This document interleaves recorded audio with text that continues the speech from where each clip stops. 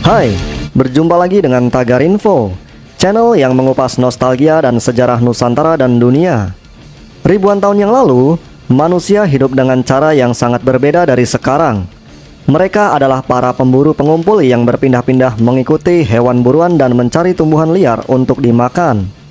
Tidak ada pemukiman tetap, tidak ada sawah, ladang, atau ternak. Namun, tiba-tiba semuanya berubah. Manusia mulai menetap, mengolah tanah, dan menanam tanaman. Perubahan besar ini disebut revolusi agrikultur, dan itu adalah titik balik dalam sejarah umat manusia. Pertanyaannya, bagaimana dan mengapa manusia purba tiba-tiba memutuskan untuk mulai bertani? Namun, sebelum kita lanjutkan, boleh dong tekan tombol subscribe-nya ya, agar Tagar Info semangat selalu dalam menyuguhkan konten-konten menarik lainnya. Baik, terima kasih. Mari kita lanjutkan. Sekitar 12.000 tahun yang lalu, setelah zaman es berakhir, bumi mulai mengalami perubahan iklim. Wilayah-wilayah yang tadinya tertutup es mulai mencair, membuka lahan-lahan baru yang lebih subur. Banyak hewan buruan seperti mamut mulai punah, dan manusia mulai merasa kesulitan menemukan sumber makanan yang cukup. Di saat inilah manusia purba mulai bereksperimen dengan tanaman-tanaman liar yang mereka temui. Fakta menariknya adalah, awalnya manusia tidak memilih untuk menjadi petani. Kemungkinan besar mereka tidak menyadari bahwa mereka sedang memulai sebuah revolusi. Banyak sejarawan percaya bahwa pertanian dimulai secara tidak sengaja. Manusia purba mungkin menyadari bahwa biji-bijian yang mereka kumpulkan dan jatuhkan di sekitar pemukiman mereka tumbuh menjadi tanaman. Dari penemuan ini, perlahan-lahan mereka mulai memahami bahwa mereka bisa mengendalikan tumbuhan, menanam, dan memanennya sesuai kebutuhan. Ini adalah langkah pertama menuju kehidupan menetap. Mereka tidak perlu lagi berjalan jauh untuk mencari makanan. Makanan bisa tumbuh di sekitar tempat tinggal mereka. Bayangkan betapa revolusionernya hal ini bagi manusia purba. Sebuah perubahan radikal dalam cara hidup yang berlangsung selama ribuan tahun.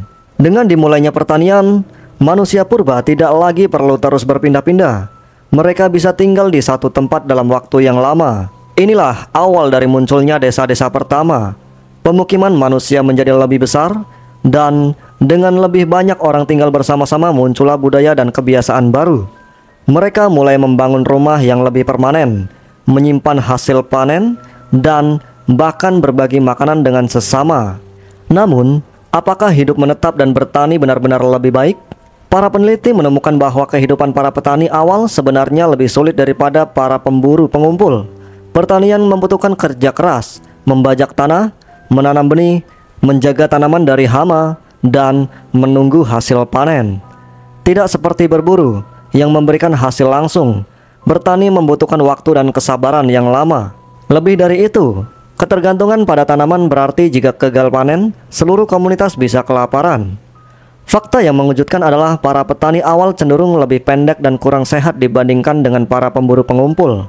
Diet mereka yang didasarkan pada beberapa jenis tanaman membuat mereka kekurangan nutrisi tertentu. Sementara para pemburu makan berbagai macam daging dan buah-buahan liar.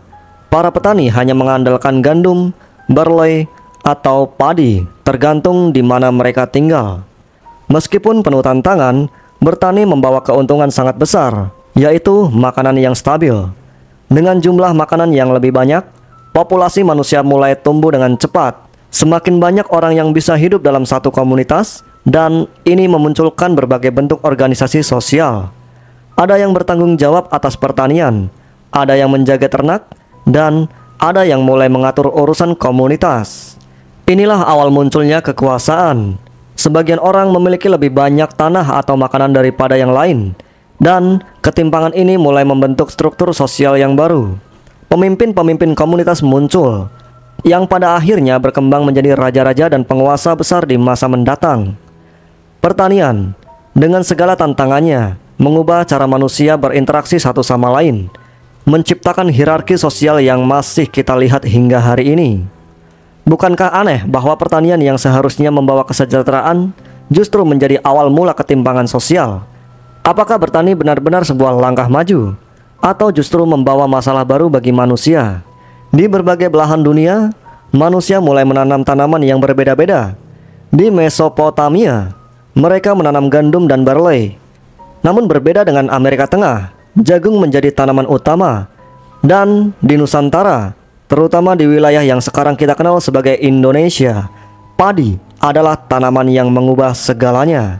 Padi bukan hanya sumber makanan utama, tetapi juga membentuk budaya dan tradisi masyarakat Nusantara. Pertanian padi membutuhkan kerjasama dan organisasi yang baik, karena membutuhkan pengairan yang tepat dan lahan yang subur. Hal ini memaksa masyarakat untuk bekerja bersama, membentuk komunitas-komunitas besar yang bergantung pada sawah-sawah mereka. Sejak ribuan tahun yang lalu, padi menjadi jantung kehidupan masyarakat Nusantara, tidak hanya sebagai makanan, tetapi juga sebagai bagian penting dalam upacara adat dan kepercayaan. Di beberapa tempat, penanaman padi bahkan dianggap sakral dan dipersembahkan kepada dewa-dewa. Revolusi agrikultur adalah salah satu titik balik terbesar dalam sejarah manusia. Akan tetapi hal itu juga memunculkan pertanyaan penting yang relevan hingga hari ini. Apakah perubahan besar ini benar-benar membawa kita ke arah yang lebih baik? Bertani memberikan kita makanan yang lebih stabil, tetapi juga menciptakan masalah baru. Kelaparan saat gagal panen, ketimpangan sosial, dan konflik antar komunitas. Saat ini, kita hidup di dunia yang jauh berbeda dari para petani awal. Tapi, banyak masalah yang kita hadapi saat ini, seperti ketimpangan kekayaan, kelaparan, dan perubahan iklim. Ketika manusia memutuskan untuk menetap dan bertani, mereka juga membuka pintu bagi masalah-masalah yang mungkin belum mereka sadari saat itu.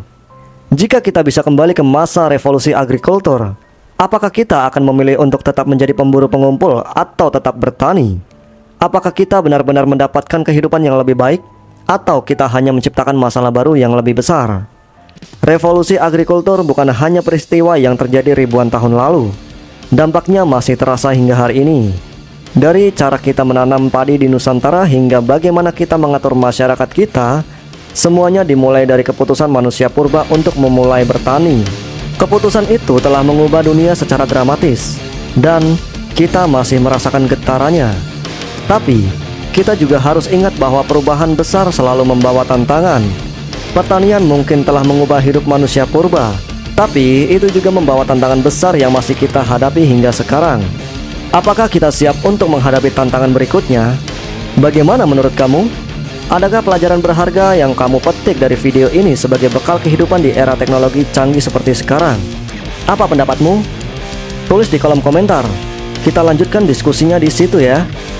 Semoga video ini bermanfaat. Jangan lupa tekan tombol subscribe agar Tagar Info selalu semangat berbagi manfaat melalui video-video menarik lainnya.